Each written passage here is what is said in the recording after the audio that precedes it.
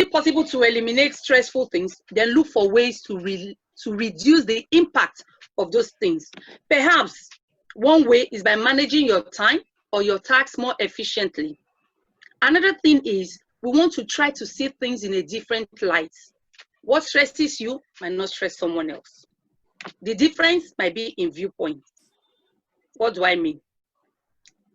We want to make sure that we are not quick to assume bad motives. Some of us are stressed out because we always assume bad motives. For example, you're on a queue. Somebody comes in front of you and just cuts in front of you. You might just look at it and attribute his action to rudeness. It might not be rude. You will become upset because you feel the person is rude. Instead, why don't you assume that his motive was good? Maybe something else made him behave like that. You may be right. We also want to see the positive side of the situation. For example, you are at the doctor's office waiting, or you go to the bank, or you're at the airport, and the flight is delayed. Now, note, two different people, one person will become stressed out, another person will not be. One person looks at it and says, okay, since they're wasting all the time, let me catch up with my work, let me catch up with my email, let me read my charts, let me catch up with, let me do some reading. And they don't get stressed out with the delay. Another person starts fretting over the delay. Before you know what's happening, he's stressed out.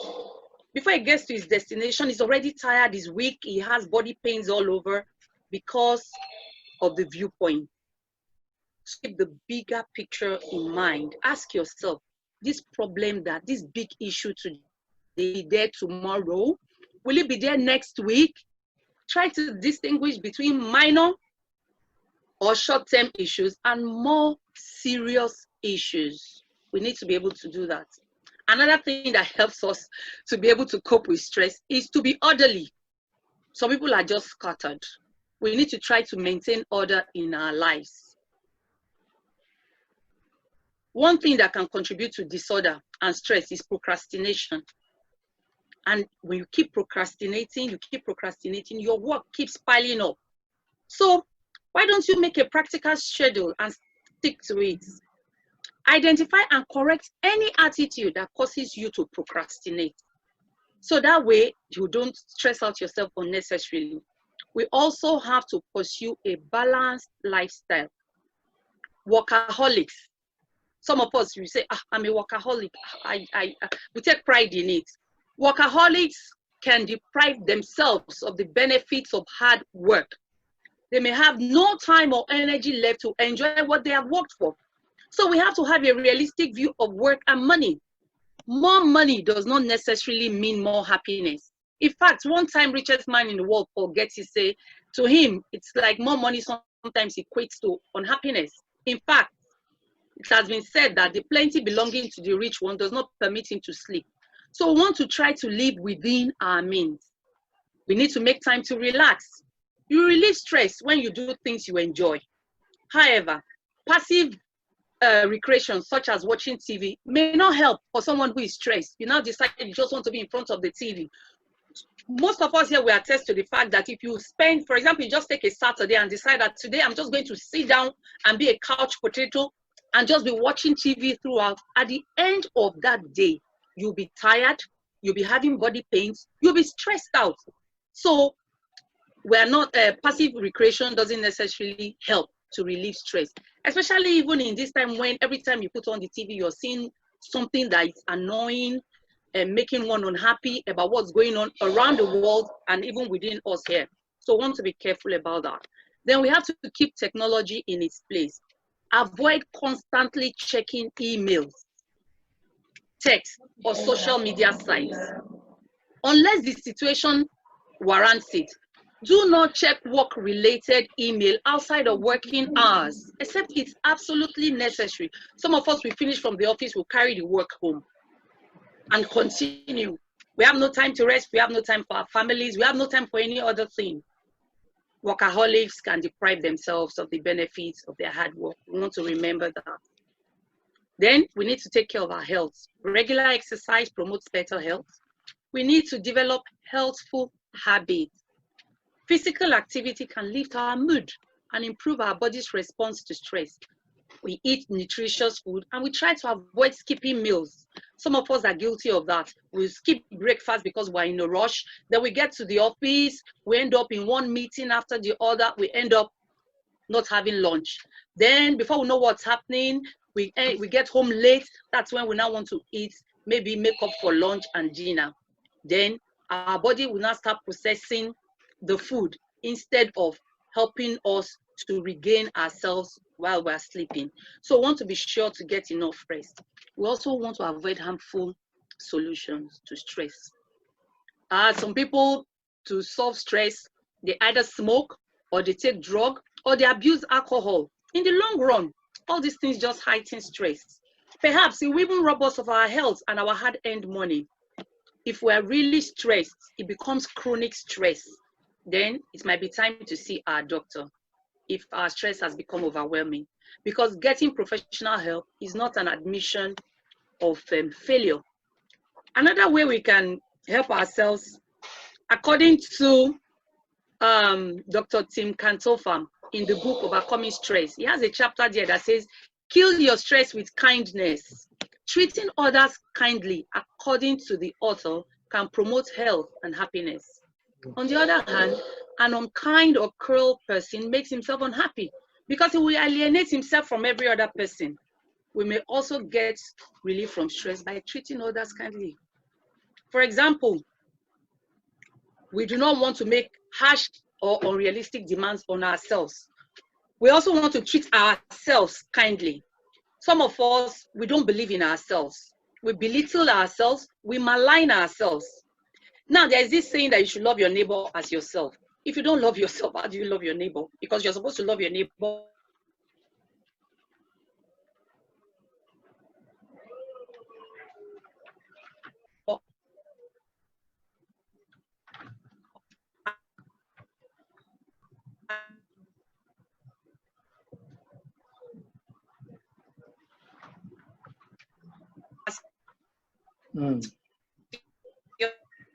yourself.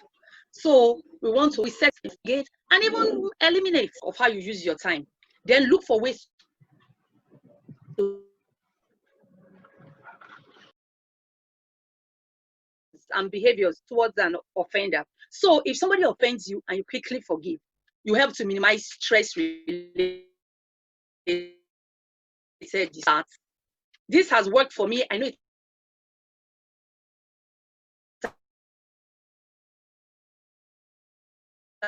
has worked for you. We need more than food, clothing, and shelter. We have a spiritual need. So to be happy, we need to be conscious of that need and attend to it. We can't just be living our lives like there's no buildings that I've been saying is prayer.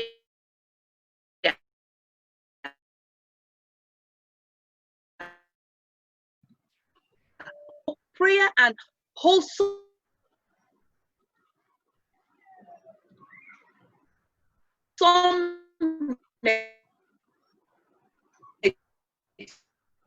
meditation can result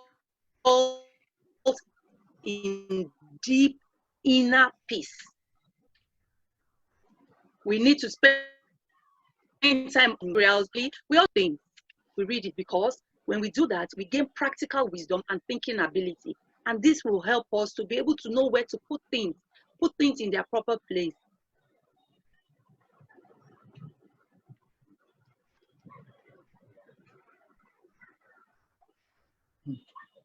And will reduce.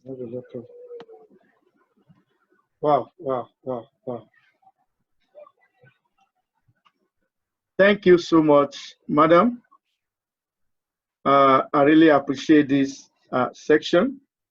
Even within a short period, you've done great justice to this topic. Even where we don't expect, you've really touched this evening. And my chat room has been boxing for questions. Many people are saying this slide needs to be sent to them because of how robust it is. But before I allow the second guest, I have a lot of questions here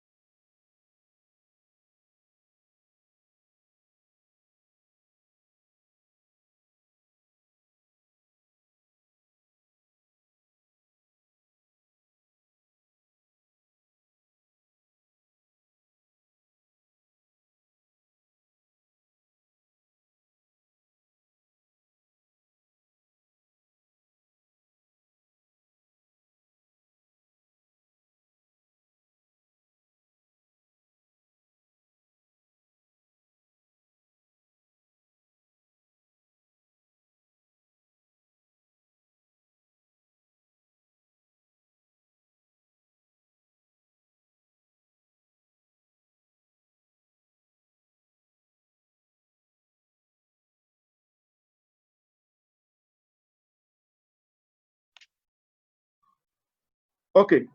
Somebody is asking a question from our social media platform. Sorry, the network is somehow bad. I'm trying to appreciate you for dealing with causes of stress, how to deal with stress, and how it affects us. I've been noting down a lot of points from what you've been saying. From our YouTube, somebody is asking question before I allow people here to ask their own question. He said, how do you manage the work-induced stress? The work-induced stress. Can I allow you to answer that before?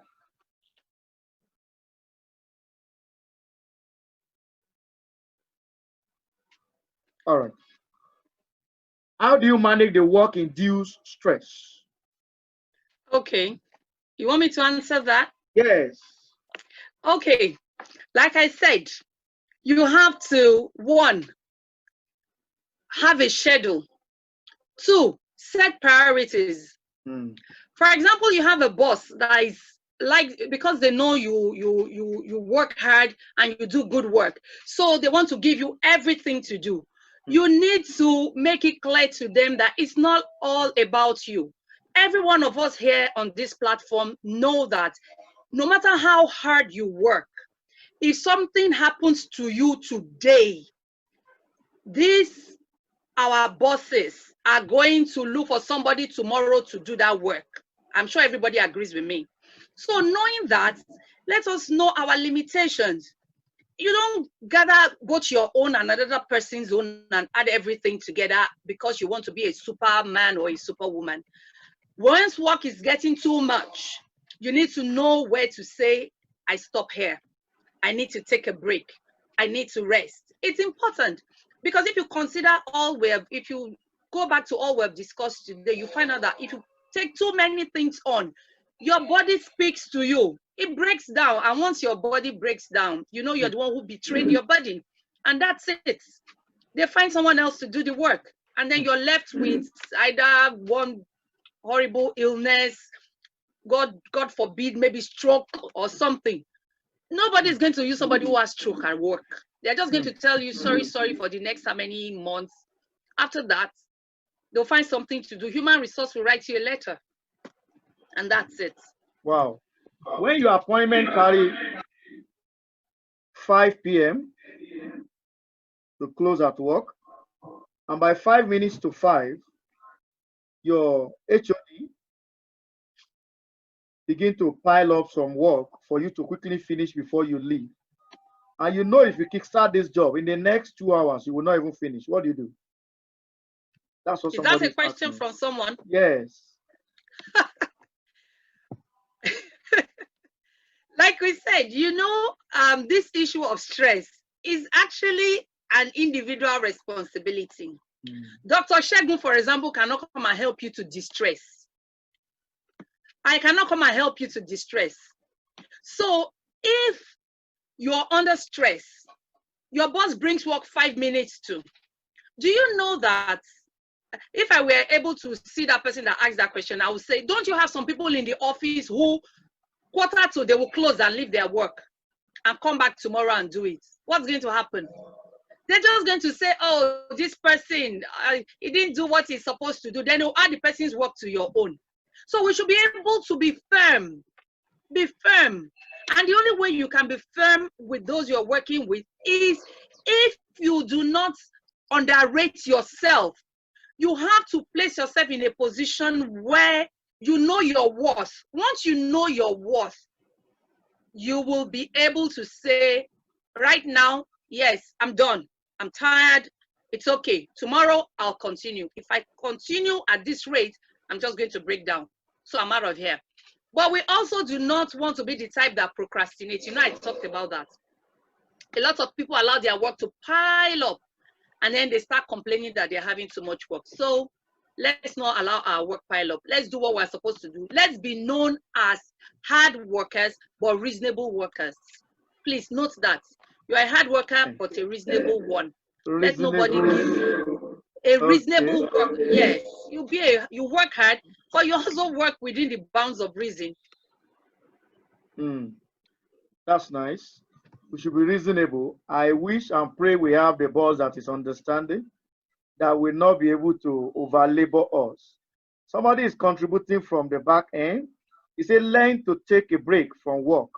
No one is indispensable. That's wonderful contribution from Noye Ofuego. Then Engineer Tukolawa said, your body is a trust from God. We need to take care of it. Wonderful. Adedoyin Shola says, some of our colleagues in the office are stressed in themselves. How do you handle them? They are stressed in themselves. How do you handle them? That's a question.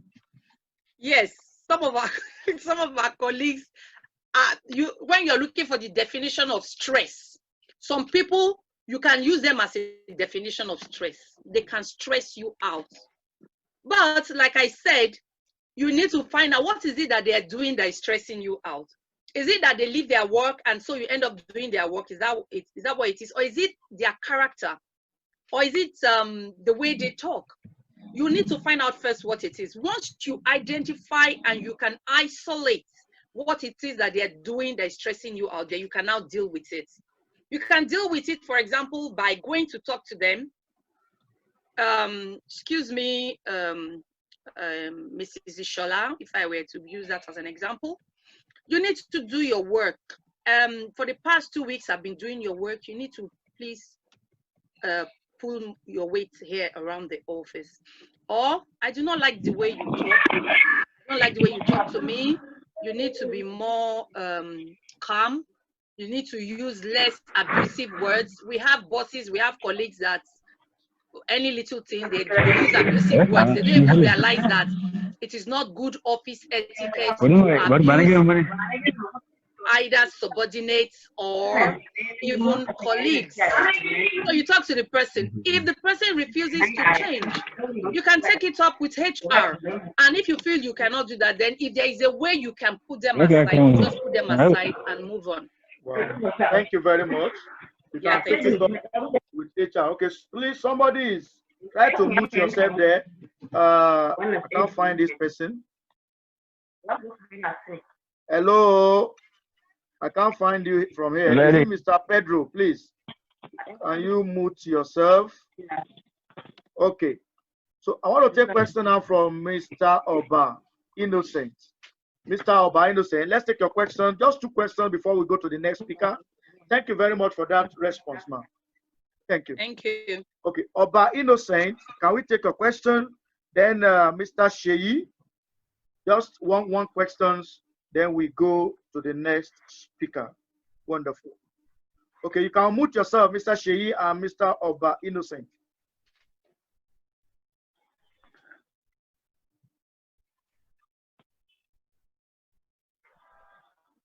Oba Innocent and Mr. Sheyi, can we take your question before I move to the next section?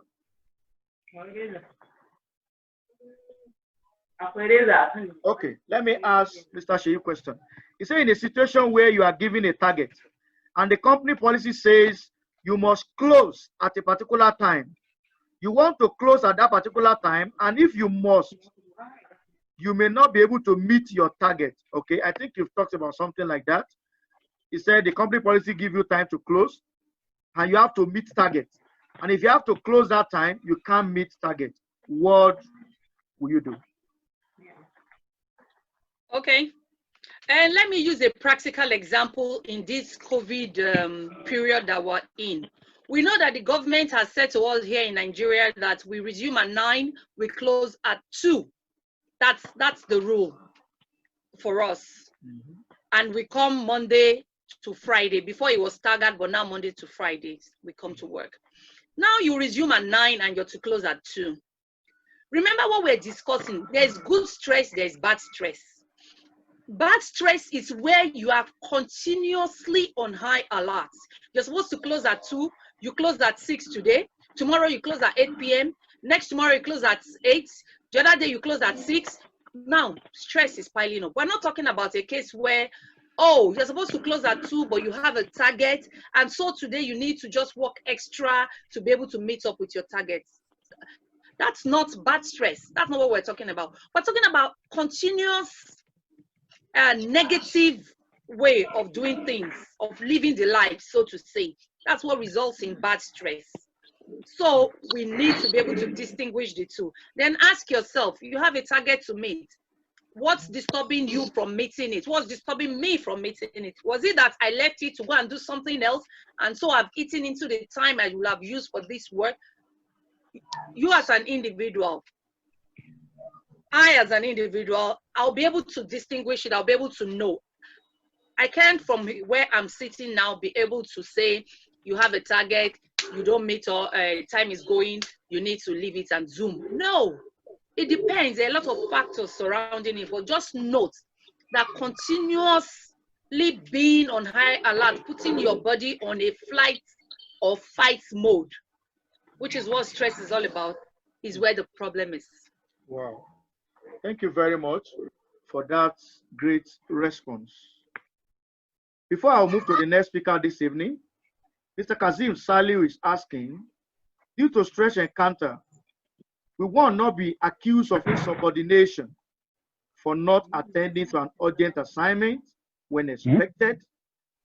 Due to stress encounter, we will not be accused of insubordination for not attending to an urgent assignment when expected.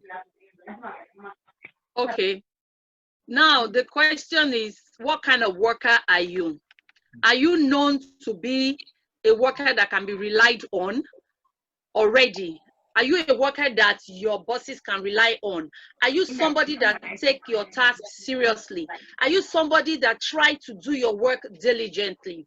If you are, and you find out that you are under stress, nobody, no reasonable boss will accuse you of insubordination when you say, I'm stressed out now, I need to rest. Although this thing is urgent, but I can't meet up.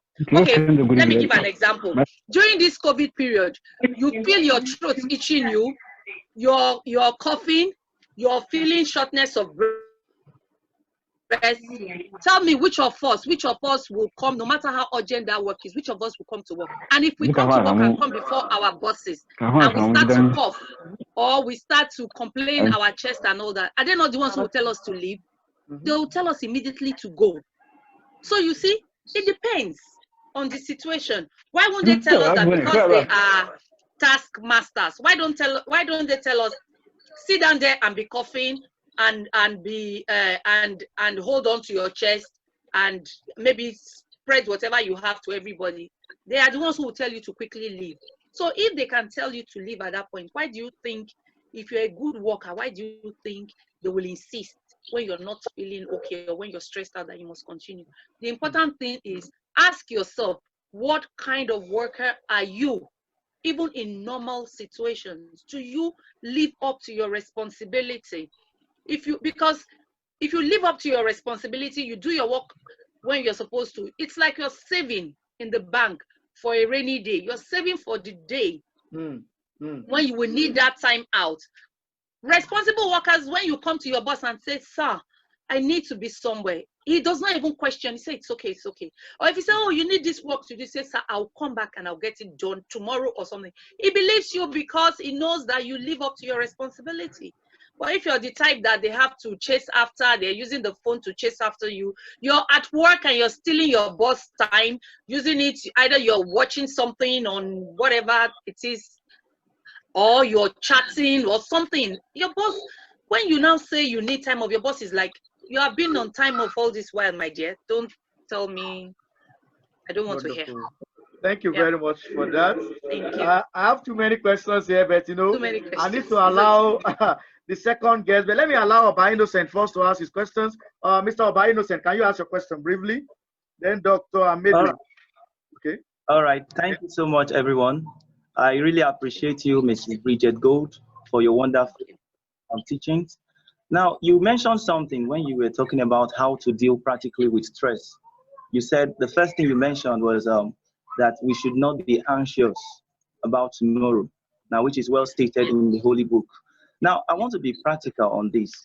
Let's take, for instance, a father who has some children and some aged parents. The children are in school, the aged parents, some maybe one or two is sick, and he needs to pay the bills of these persons. Now, how do you expect him not to be anxious for tomorrow? Thank you. I'm The done. person Thank you. who, yes, the person who has aged parents, has children in school, you need to pay bills. You know, that's the story of everybody. That's the story of everybody. I'm sure all of us here on the platform can relate to that. We have parents, we have children in school, we have neighbors, we have brothers and sisters who want a piece of us at one time or the other. It takes us back to what we've said. Please, you cannot do everything alone. If you have, let me give a practical example. You have 20,000 naira. Somebody is asking you for 30,000 naira and you have only 20. You will do yourself a disservice to start worrying about how you are going to solve a 30,000 naira problem at that time when it's only 20,000 you have. Because you see, you have only 20,000, sorry. There's no, you cannot increase it at that point. I'm talking about at that point. So it will be better you just realize it that, you know what, this is only the extent to which I can solve this problem. If you try it, you will find out that before you know what's happening, tomorrow will come, you continue again. The problem where we normally have stress is that we want to take tomorrow's problem, we want to solve it today. And today's problem, the one that is difficult to solve that we can leave till tomorrow, we don't want to leave it till tomorrow, which is still the same thing I'm saying of taking tomorrow's problem to solve today. Even if you don't, just perchance something happens to that father, for example, who feels I have an aged parent, I have mother, I have kids, and it's running all over me, and it ends up with stroke. What will happen?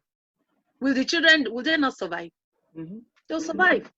Sure. The aged parents, they're only going to say, oh, this child, now he'll be the one people are taking care of. That would be so terrible. That would be so, so terrible. So please, please, let us know our limits, whether financially, whether emotionally, whether mentally, whether physically. We need to know our limits and do whatever we need to do within those limits. There will always be anxiety for each day. Wow. Sufficient for each day is its own anxiety.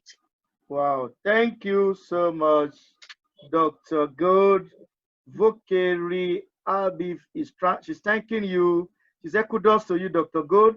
Excellent presentation, always coming through with mid-touch. She's appreciating you. Dr. Amidu. Okay, Dr. Amidu, can you ask your question now before I switch to the next participant, to the next guest? Dr. Amidu, can you unmute yourself there? Good evening to everyone. Okay. Tell us where you are speaking from, please. Introduce yourself briefly.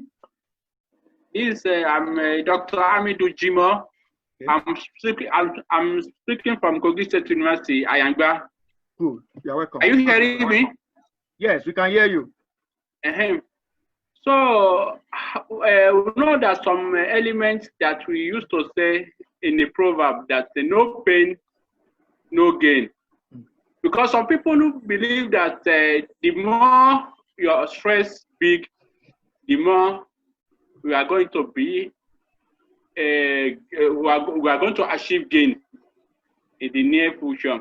Maybe you cannot consider for somebody who is working for 10 hours with somebody who is working for 5 hours.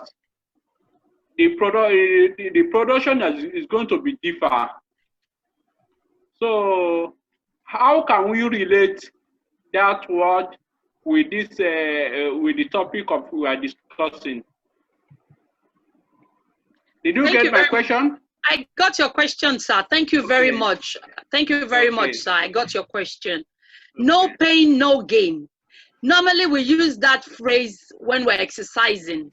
That is good stress. Remember, we talked about exercise. No pain, no gain. When you're doing exercises, you say no pain. Your instructor says no pain, no gain. In other words, for you to be able to get to maybe your desired weight, your physical physique, you need to have some pain. That's good pain. We're getting good pain.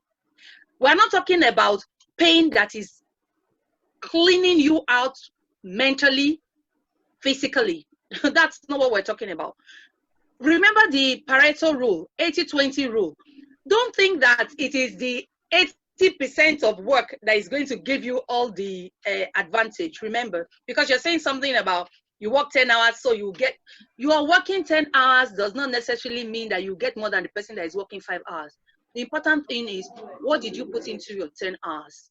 How did you use it? It's not the length of time or the stress you give to yourself that determines the profit. I use the word profit in quotes, or the gain that you get out of it. So let's not think, oh, I need to stress out myself to be able to gain or to profit. No. Little time. Some people will use just 2 hours. They'll get more than those who have used 10 hours. A lot of people here will agree with me. So it's not, it's not like that. It's not you use more hours so you gain more things. No, you need to use this. Yeah. We need to use our brains. We need to be focused. We need to be balanced. We need to know when to say we quit or we stop, you know? So it's not a question of you spend more time stressing out yourself. That means you get more. If that's the case, why is it that the truck pusher in Oyigbo market who goes from morning to night, why does he not have more money than Dr. Segun? Thank you. That's wonderful. So it's not the number of hours you spend at work that make you rich. Thank you very much for that response. I need to switch to the next guest. Idowu Toyin from Federal Road Safety Headquarters. She said, educative, I enjoy every bit of it. Kudos to you, madam. That's good. Kazim Saliu, it's a great effort from you, Dr. Mrs. Gold. I believe individuals should engage in reasonable, practical principles that can help to deal with stress. Good one there. I appreciate your effort.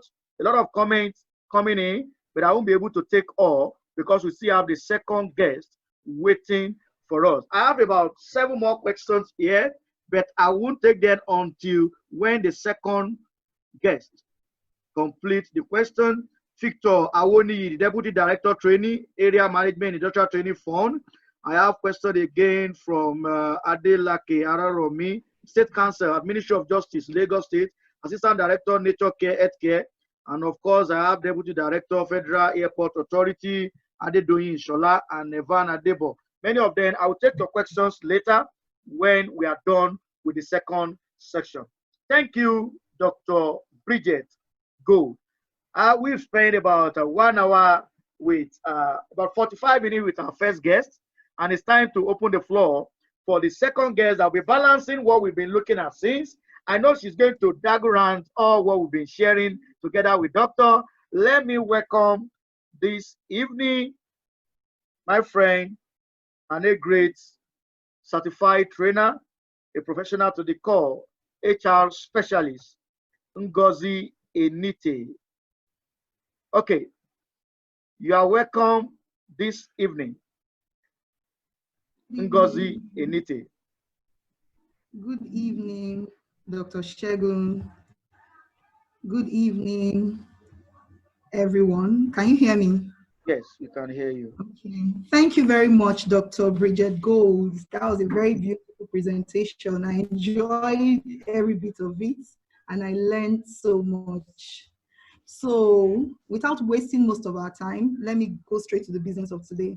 So today I'll be speaking on work-life balance. I'll use the word harmony, synergy. There's just, for whatever organizational culture, whatever organizational culture we come from, we can find a way to find a balance. And what I'm here to do is just to demystify this regular balance, what we hear people say about, sorry, we can't have a balanced life and a balanced work life. Let's just see how we can double it all. So the idea that work competes with life implies that one or the other are always working against each other than coexisting. When we think of the word balance, we think of an equal split, which is not right, which is not meant to be so. So what most employees know through experience is that work and life is not equally shared. One will inevitably trickle its way into the other. And the key to getting out alive is accepting that the way to a successful and healthy life is to integrate both. So what we are here to discuss today is to see how we can integrate both and how we can harmonize work and life, bearing in mind that as important as work is, so is life. So is life. So both are very important. So we have to find a way to find a balance or strike a balance from most of what Dr. Gold already said.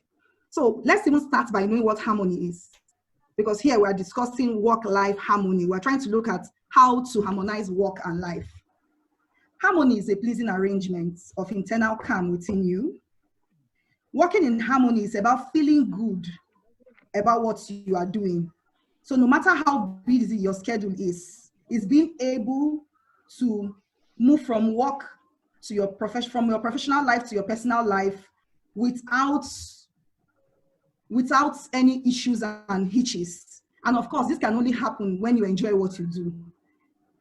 A lot of us work in places that we don't even know how we got there.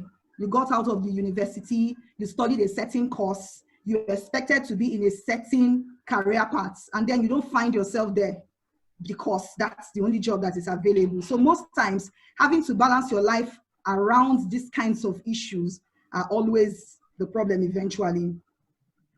Work-life harmony is about integrating your personal life and your professional life such that even the busy schedule does not become an issue and you don't experience burnouts. So let me see how we can just walk through practical ways on how to achieve work-life harmony. I penned down some practical ways. One, be present. To live harmoniously is to be present. What does it mean to be present? Focus. If you are at work, be at work. When you are with family, you are with family. You don't carry work home. You try deliberately not to do that so that none suffers, as in family doesn't suffer, your personal life does not suffer. Then another way you can also try to harmonize work into life is to plan your week, plan your schedule. Ensure that when you are planning and you are putting down your to-do list for the week, for what you intend to achieve at the end of the week, everything is specific, is actionable and achievable. You are prepared to have accomplished everything that you have penned down for the period.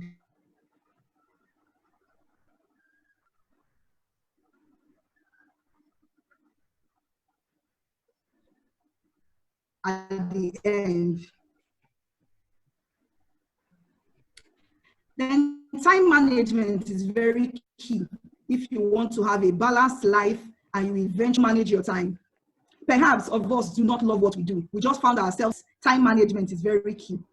And there are ways that you can manage your time. We talked about scheduling, plan your time in such a way that you are able to itemize what you are meant to do, what you are meant to achieve at the end of the week or the month. Maintain a closed list, not a wish list. What do we mean by a closed list? A closed list is a to-do list. On that list, you already have your actionable plans. You have already itemized and listed. You'll be able to look back to say, okay, I planned, if I was a salesperson, for instance, I planned to see 10 customers at the end, 10 prospects at the end of this week. And I wanted to upsell this number. I wanted to meet new ones. I wanted to just find a way to have meetings. I wanted to just have an actionable list that is workable, that at the end of the week, you'll be able to look at this list and you'll be able to say, yes, I did not waste my whole time the rest of the week. So for your wish list, why a wish list is very dangerous for you under time management is that it's an open list. It doesn't have anything on it. It just moves. It just moves with the weather. Anybody calls you and says, oh, are you free? Yes, I'm free. Okay, can we just go and see the ambassador of so and so place? Meanwhile, that was not on your schedule and that is not your to-do list. You may go for that meeting. It may be a successful meeting, but it was not your success. It was your colleague's success because somebody who was smarter had that on their to-do list, picked you out of your open wish list and used you to achieve their goals. So that's where we have to get the balance. Then minimize distractions. That's another way to ensure time management. All this, let me run into Facebook and see what's going on there. My friend is having a birthday. Let me write one very long story about her, how we met. And all of those are just unnecessary distractions. And they are major time killers eventually. Then delegates. Delegation cannot be overemphasized if you want to achieve time management, which eventually will help you balance or harmonize your life.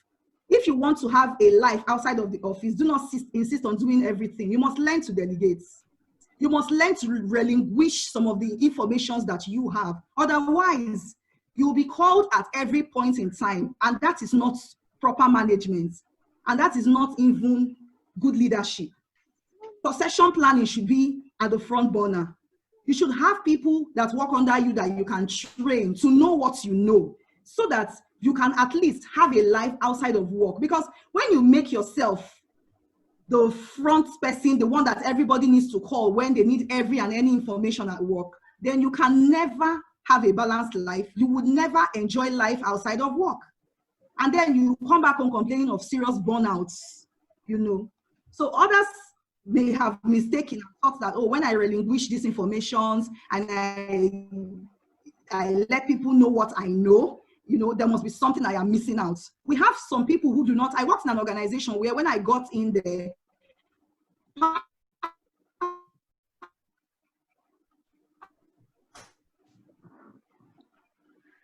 of the restructuring, when we started restructuring, was that for like 2-3 years, from top to bottom, people don't collected their leave allowances and just felt 3 days, provided it's not an emergency, there was something they were going to use there. How do you build an organizational culture to the level where it's okay for people not to go on leave? HR professionals, we have a lot of queries to answer in this area. Then one other thing that we must put at the back of our mind, we must have at the back of our minds on how to achieve work-life harmony is to make conscious choices. What are conscious choices? When you are trying, when you go for an interview,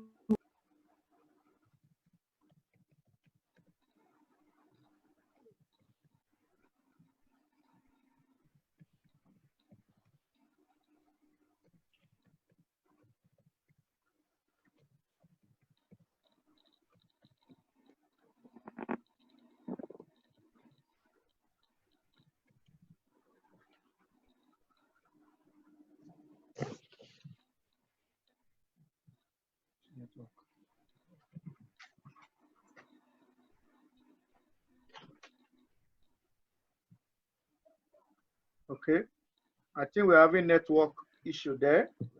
She will be back to join us shortly. We have the material. A lot of people are asking me questions about the materials and many more. Like I said earlier, we encourage you to join our membership.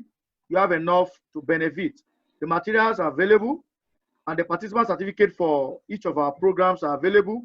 It serves as a continuous professional development point for members, and for non-members, you can get it as a participant certificate. All you need to do is to chat us up on our various number or email us and demand and request for it.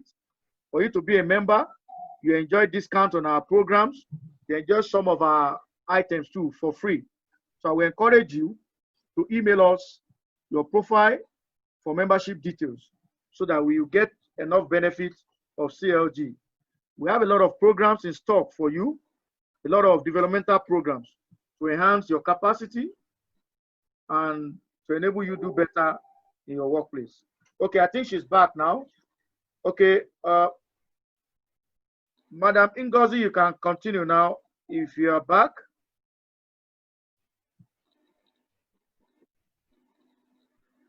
Okay.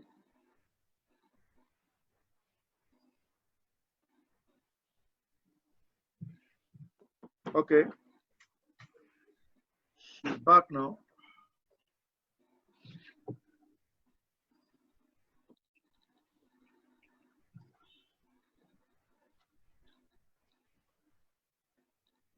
Okay.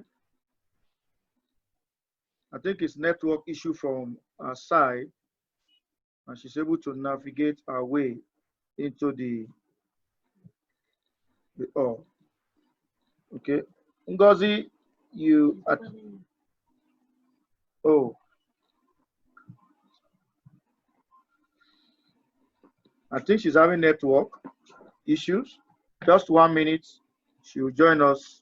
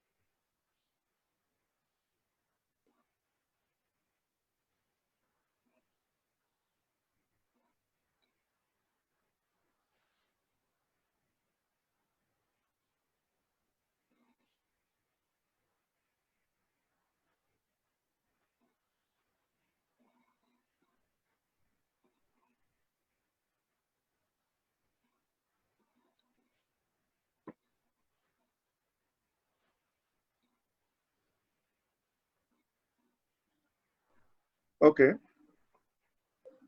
Okay.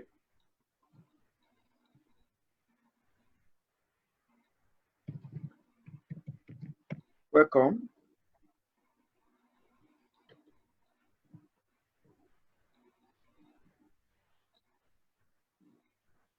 You can unmute yourself over there now.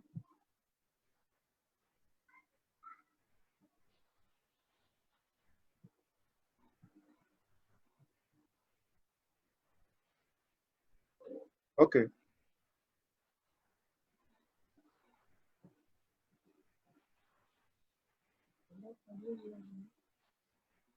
Okay.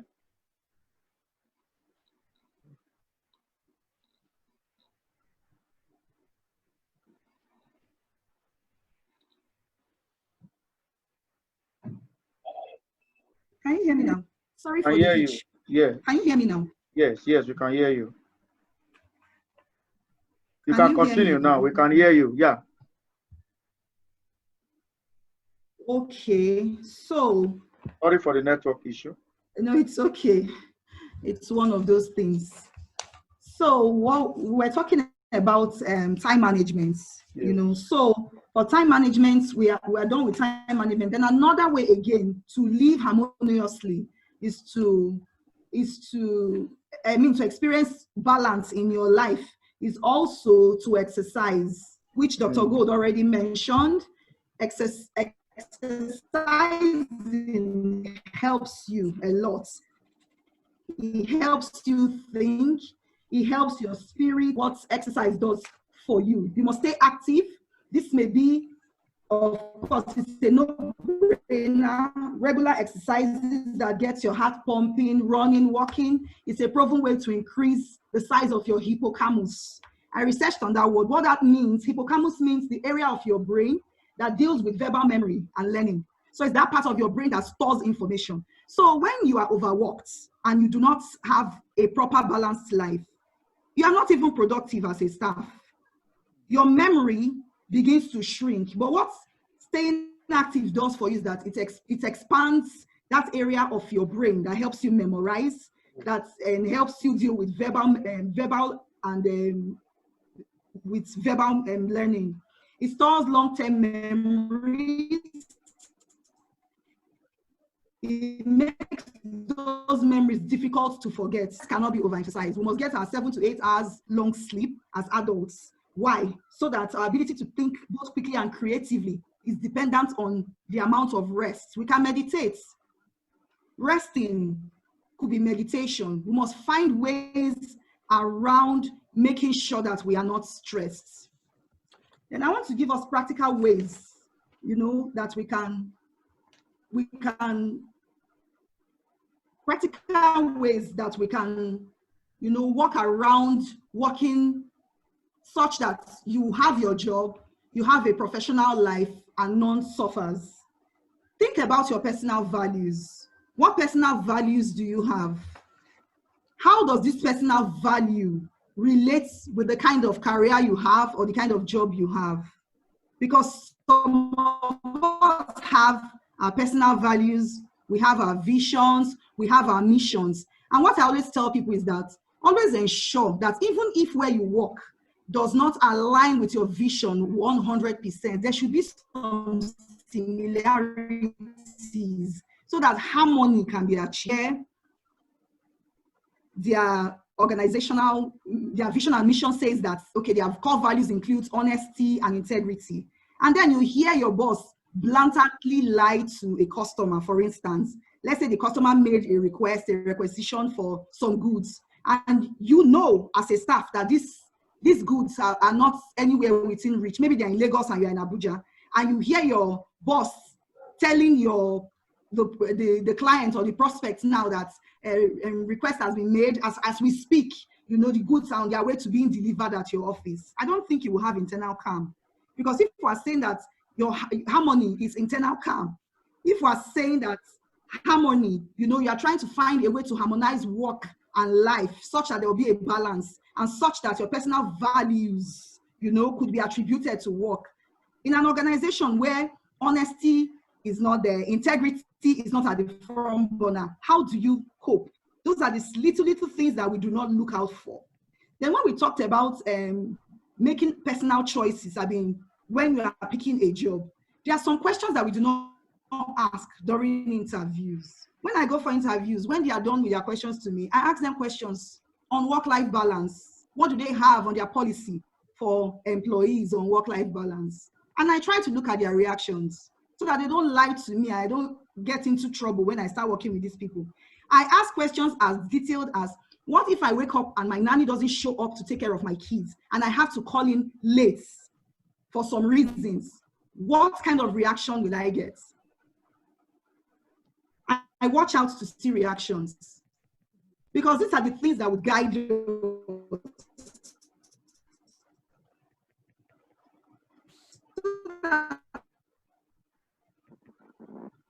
At the end of the day, we don't see ourselves working in organizations that don't have issues of stress. We start having to your significant other that, you know, you don't know how you got into these boats. Meanwhile, at the point of the interview, the handwritings were all over the place and they were on the wall. So the concepts of harmony, it's that rather than viewing your job as competing for your time and attention, what harmony is trying to do here is to let you know that it is possible to view it as an opportunity. And what is this opportunity meant to do for you?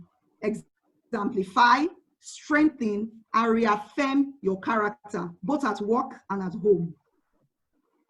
Let me give us a practical example on how to run this with your personal life.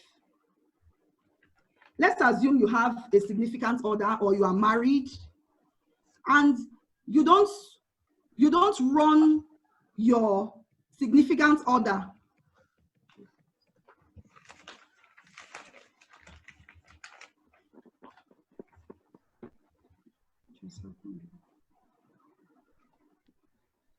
you don't let them know, because the truth is that people who are genuinely in relationships with you, they want to know what goes on in your life.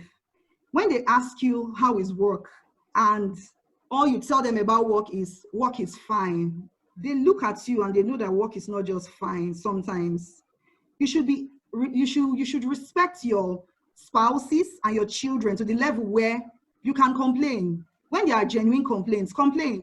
Where there are genuine wins, discuss your wins with them. Why? Because they are stakeholders in your personal life and they are stakeholders also in your career life. Because the truth of the matter is that if you don't run them through the processes and everything that you go through at work, they will suffer and they won't understand why they are suffering. And when you come home burnt out, you know, when you come home and all is not well, the people in your life are the ones that will suffer. So let them know, discuss what the issues are, discuss your wins, discuss your challenges, let them understand what your problems and your processes are. If you have to be away from town and you think the best way to let your partner, maybe your husband or your wife or even your children know that you're going to be out of town is just to stumble on them today and tell them that, oh, tomorrow my boss says I should be in Abuja, I don't think you've done well. That will be very poor. That will be very poor. And you, eventually, you will not experience internal calm. You will be disgruntled eventually. You will not be happy because everything you call work stress will eventually come on you and fall on you. So you must let the people in your lives know what goes on in your life. And even when they give you genuine advices.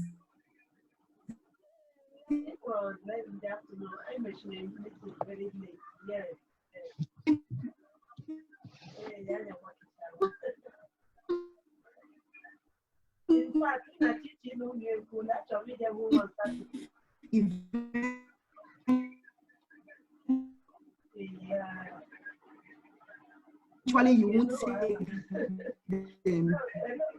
take this advice office and this and this and this and this is what she needs to get done. Sometimes even during the holiday period, we go together. They sit around and they see what I do. So that when I wake up and I tell them, oh, I had to leave very early because you know that boss, there's a face to a name. So and so, Mr. Lagbaja said I needed to be at the office and so time. I couldn't wait up for you to wake up. They understand. They don't suffer. All of these are eventually going to help us reduce stress. Because you don't want to be at work and nobody knows what's going on in your life and you're receiving phone calls from everywhere, maybe from the kids' school, from your husband's office, and nobody really wants to work with an employee who is not focused and who doesn't really have a balanced life. And for those of us in human resources, I would advise that we approach our organizations and do all we can to, work around developing policies in this area to reduce mental stress. Because a lot of people today, the issues they have, it's not because they do not have jobs. It's because they have jobs. They would have loved these jobs, but they don't see a balance in this place of work. There's so much toxicity. Nobody really cares how you feel. The day you raise up an issue, the day you even discuss that you are going on leave, it becomes a problem. Some people are afraid to go on leave. Some people don't even understand why they should go on leave. Apart from the ones who are dubious and they have something to hide, some people actually have genuine reasons why they want to go on leave. But some organizations do not encourage that. For the HR, maybe they do not have a proper schedule or a roster for the year. So when you wake up to say, oh, I have a wedding to attend, it becomes like it's a crime. Why? And then we want to breed an environment where we do not have people who are mentally and emotionally stressed. So I would like to submit here that rather than viewing our jobs as competing with our personal lives, we should ensure to enjoy what we do what makes us happy, work in environments where we'll do all we can to bring peace and calm in these environments, and above all things, find a way to balance your life and your work and find a bridge to harmonize both. Wow, amazing. Thank you very much. I've given people permission to unmute themselves. Ngozi, that is a great one. Take home from some of your points tonight. You see, this aspect that talks about be present. When you're at work, be at work. When you're at home, no work at home. Very key in balancing life, work, harmony. A lot of us, because of the schedule, because of poor planning, poor time management, poor delegations, we don't have closing hour. Even when you return by 7, by 8, the job still continue. No time for your wife, no time for your husband, both of you no time for your children. And there is a need for us to balance this, which is very, very germane. Time management. You see, I pray very soon we'll have time to discuss about different strategies of time management, delegations, and how to keep procrastination so as to control some of all these attitudes under work-life balance. I must appreciate this discussion this evening. Let me open the floor for people to ask questions now. So to some of you that want to ask questions, you can unmute yourself. I've given you that permission to allow you to ask your question because we have few minutes to leave here before I will appreciate our guests and take questions that I have here. So if you want to ask questions, okay, Mr. Razak, and ask your question, Mr. Razak. Sorry, sir. Wonderful presentation. Actually, I joined so late because I was not even around. I went to town for another meeting. Wow. So my question goes like this, because little thing I know about the stress management. How does somebody manage any kind of stress that is starting, that has been affecting the stress that has started affecting you mentally? How can we manage the stress that That is has already started affecting us mentally. mentally? Yeah. Wow. I'm so sure Dr. Gold is still in the house and Ngozi is still in the house. So let me allow Ngozi to answer first before Dr. Gold. Just give us your response in few minutes. Ngozi. Okay. If the stress is work related, identify where exactly it is. If it's work related, then if it's time management that is the issue, then learn to start managing your time. Have a to-do list. Itemize everything you want achieved in a day, in a week, in a month. Have your personal targets. Then, like I said earlier, have a closed list, not a wish list. A closed list is one that is just open. Of course, a closed list is one that is your to-do list. So you are strict on it until you finish what is on that list. You don't add on. Then for the wish list is an open list. And if you keep an open list, what happens to you is that you tend to meet everyone's target but yours. So find out if it's time management that is your issue, then start managing your time properly. Do everything you can. Have a to-do list, work around it. If it's delegation that is your problem, learn to delegate. Don't be afraid to relinquish information that you know or that you have. If it's your environment that is adding to your stress, let's assume you work in a place that is toxic, an environment that is not encouraging, let's assume reward and recognition is not even part of their discussion, then, like I would always advise, approach HR and make your complaints to them. Let them know what your issues are. If it's something that can be addressed, why not? If it's not, you're not static there. You can seek career elsewhere. Because the truth is that what work-life harmony does for you is that it introduces you to a part of you that seeks harmony, that seeks acceptance, that seeks to be in a place where you have your personal visions and your missions and your values, and you are able to look at them side by side with those of your career and your organization where you work, and Thank you. Able to have a safe landing. So what I would say is know exactly where the stress is coming from. If it's from work, nip it in the bud. Wonderful. Yeah. Thank you. Good one. Let me also allow Dr. Gold. You can also make your input. Stress that is already causing mental trouble. What do you do? Well, sorry, before Dr. Gold will continue, what if you are unable to identify the causes of the stress that are affecting you mentally? Okay, Dr. Gold, that's an additional question for you. Maybe you are seeing that you have a lot of enemies, something invisible that doesn't relate with what they call physical. Dr. Gold.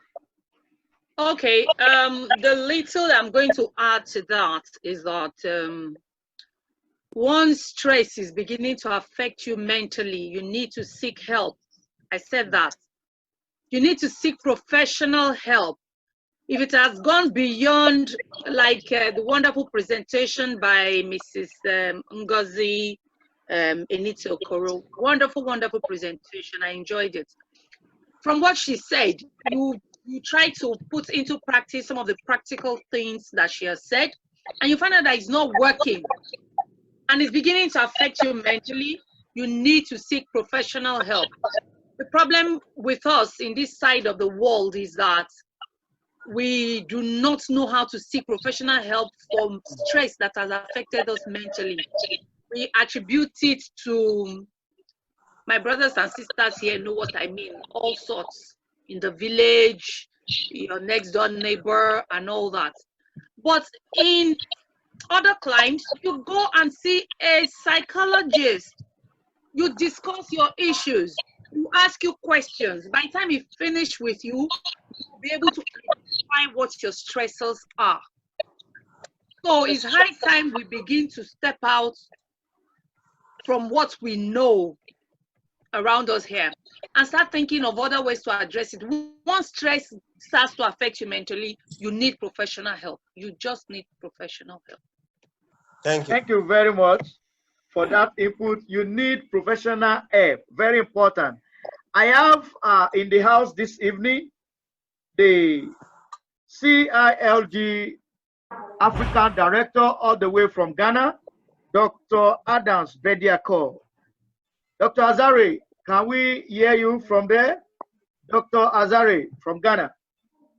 Okay, thank you, Dr. Shegun. I hope you can hear me. I can hear you. How is Ghana today? Yeah, thank you, Dr. Shegun, and thank you to Madam Ngozi, Doctor, and all those facilitators that started.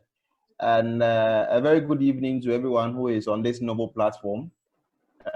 We always say that COVID-19 has been one of has brought a lot of challenges to corporate institutions, but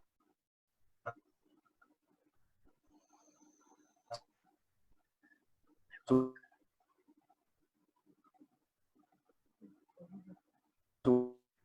us, we also see it as also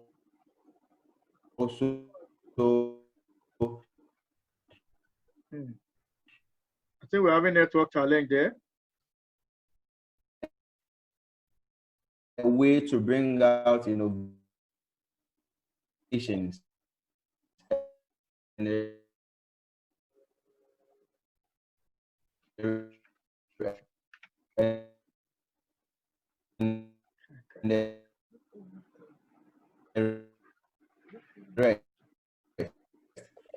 A graduate who a newly employed person who has graduated 10 years, just gotten a job. But what you say you should maintain a balance. What advice will you give to such a person? Because when he gets a new job, is to work from Monday to Sunday, and is to close late. What will be your advice to such a person? Otherwise, he or she will lose the job. Thank you for your question. Sorry, the network has taken me out of. I just come back. I missed the input of the Director of Africa, Dr. Azare Bediako from Ghana. Sorry for that. Thank you for that contribution. The network from my side has been breaking. That's why. So, okay, so we can respond now. Dr. Gold, Dr. Ngozi, you can respond to the question. Okay. You said the person just got the job after 10 years, of waiting and of getting a job. What kind of organization would have someone work from Monday to Sunday without? I'm online class here. Please mute yourself there, Alaji Majesty. Okay. Between. I doubt if there is an organization like that, but there must be something that's to Sunday.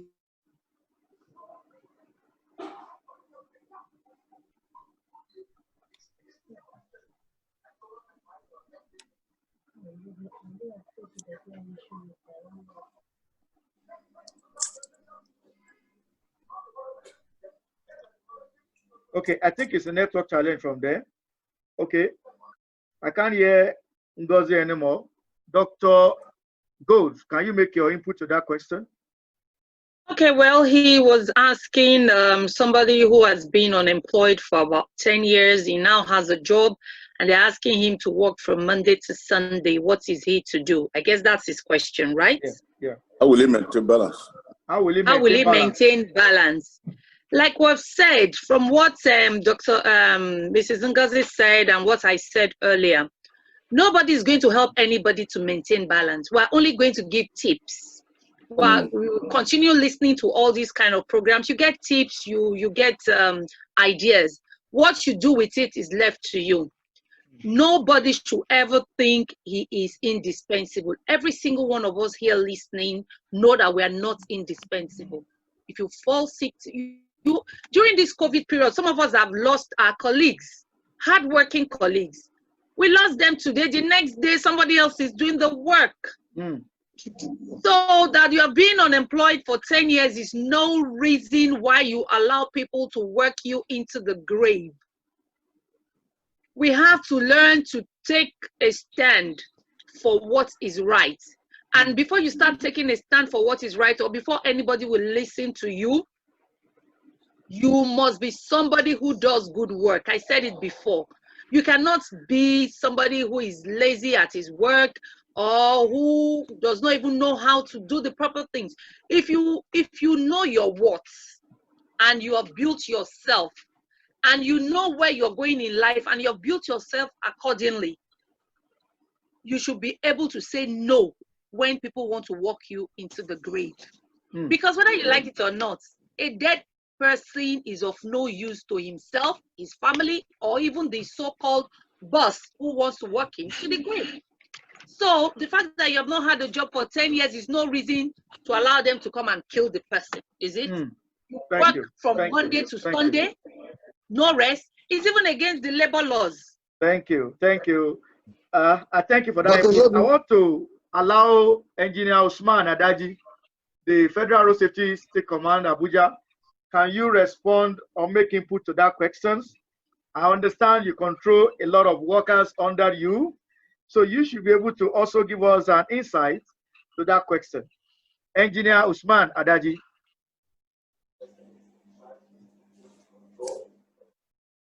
Engineer Usman, are you there? Okay, Dr. Shabu, can you hear me? I can hear you. Okay. Let me thank the two speakers for the wonderful job that we've done this evening on those papers. I think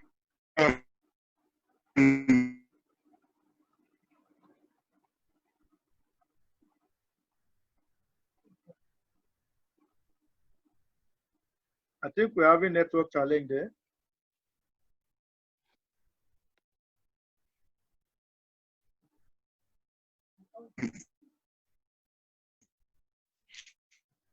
I am more informed than I was before I joined the platform this evening. The only thing missing out is I wish we could have this in soft copy. I don't know how possible that would be. You have particularly it, the first paper. You will have it. Then, we have the two. You will have the two. Talking about stress. At what point would one begin to understand that you are overstressed? Because there's a difference between being stressed and being.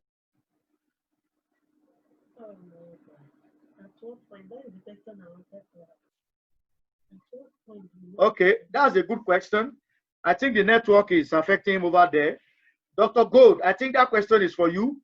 At what point do you think you have been overstressed? You talked about that during your presentation, and maybe you need to re-echo it to Engineer Adaji. At what point do you think you are being overstressed? Dr. Gold. You are overstressed.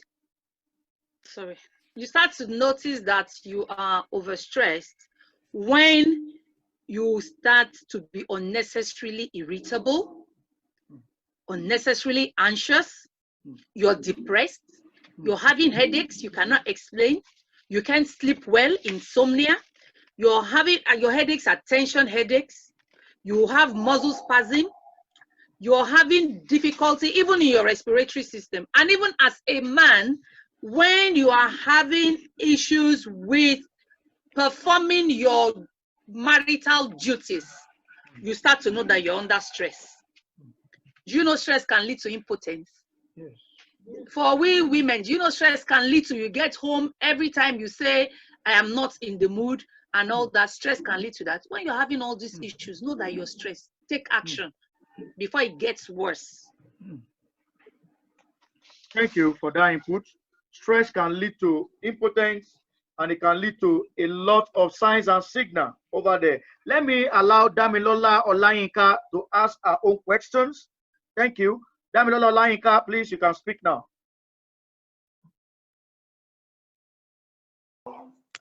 Good evening, everyone. To the Please introduce yourself speakers, and let's know where you are speaking from. my name is Damilola Olayinka. I'm speaking from Kaduna State.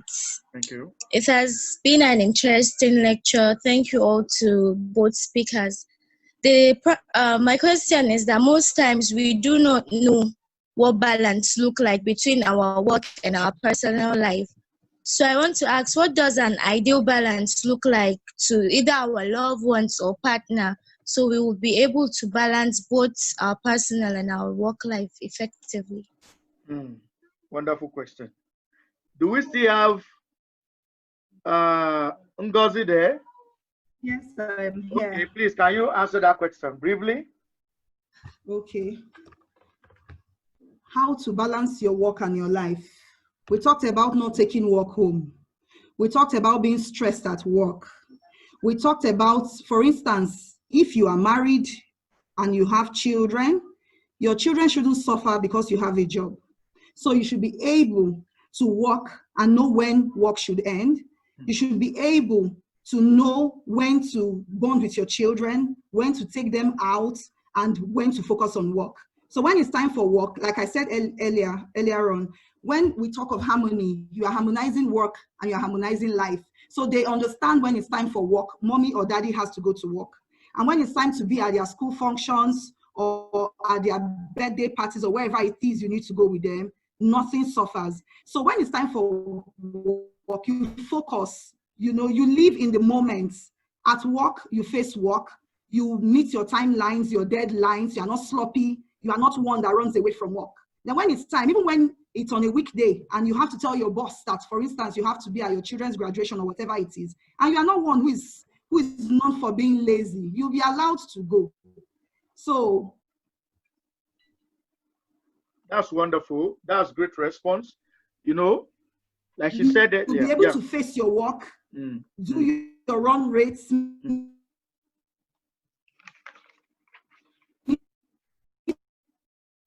your target.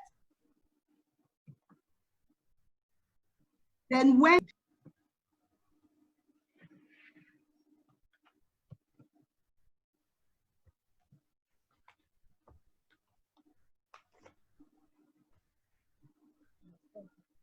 Okay, thank you very much, Ngozi. I believe Olayinka has added that. Make sure you drop work at work, family at home, maintain the balance. You should know when you are crossing the line so that you'll be able to balance and create time for these three agents. Okay, I have a group head managing about 10 countries, Dangote, when it comes to environmentals and material services. He is also going to make his input. I understand they manage thousands of staffs under him and has been controlling over 10 countries for Dangote Cement for a decade now.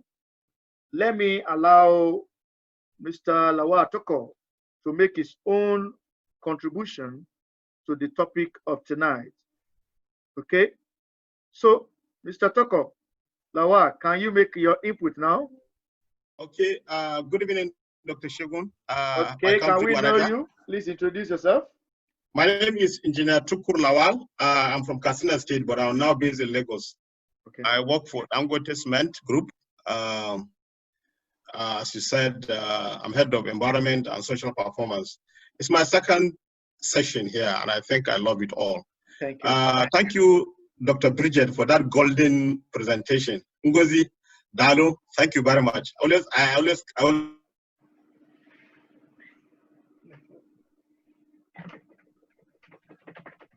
life goes on without us.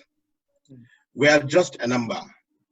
So we have to live to work, and somehow we will live even without work. So the most important thing is we need to assess weekly and daily. Go back after work and ask yourself, are you burnt out? Are you managing? Are you managing harmoniously or not? And one important thing that we need to do is ask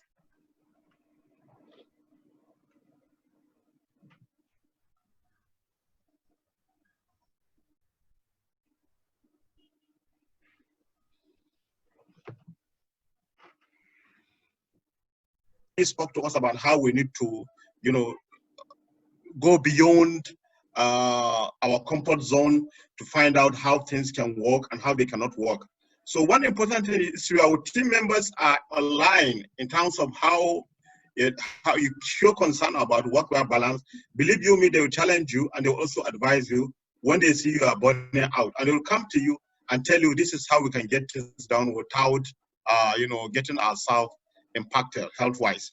But feedback assessment is very important. Do it weekly, monthly, show care, talk to people. You will learn that yes, you will intervene on your life before somebody does that, because by the time somebody does that, intervening on your life health status, it is too late. So thank you very much. I think the takeaways are very important. I need to also shout my team. I will shout my team points that I got. Thank you. Okay, thank you very much from that angle. I really appreciate your input. In the next 5 minutes, we'll be bringing this meeting to a close. Let me also allow somebody to give us a practical insight, and I will be asking someone that managed over, at least I know, over 50,000 participants of member in Living Faith, has been there for a very long time. Pastor Olayinka Folorunsho, as a pastor that managed so many branches and that managed different countries, please, how do you balance work, life, and harmony? How do you balance them? Pastor Olayinka Folorunsho, share your practical insight. How do you balance it together? Introduce yourself, please. Good evening, everybody. Good evening, sir. Well, first and foremost, let me deeply appreciate all the speakers, quite electrifying. The presentations were very, very practical. And we can't see your face, sir. Good.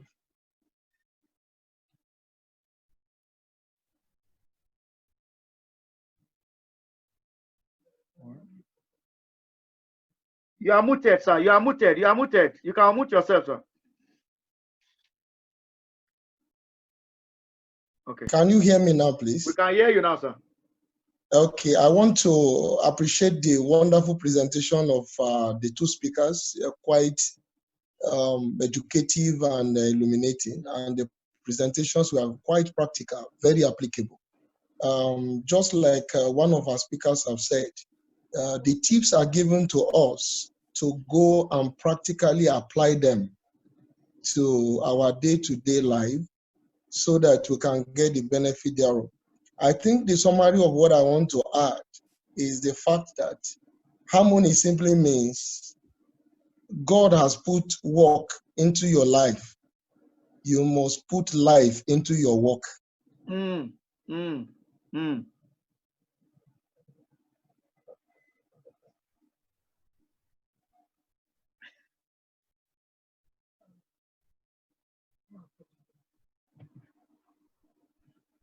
Hey, is it network issue?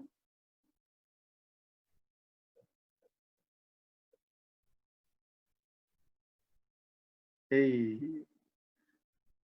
we can't hear you again, Pastor Olayinka. I think it's network. You want to know how to get it solved and all that. And in a bit, stress is come. And so you must know how to manage the stress. You cannot run away from some, but you can manage some effectively. And know how to ventilate your mind. Somebody rightly said that you are beginning to have mental stress. At such moment, your environment may be toxic. The people you are walking around may be toxic. Move away a little bit. Such times you can ask for a leave. Change your environment a bit. At the end of the day, know what it is that excites you and get to do that.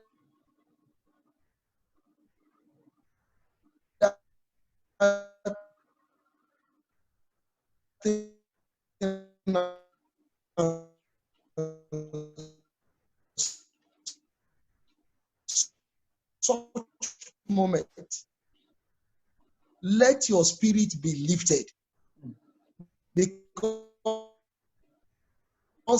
it is the spirit. I was saying the wonderful presentations to all our speakers, Madam Ngozi, Dr. Bridget. I want to congratulate you. Thank you very much.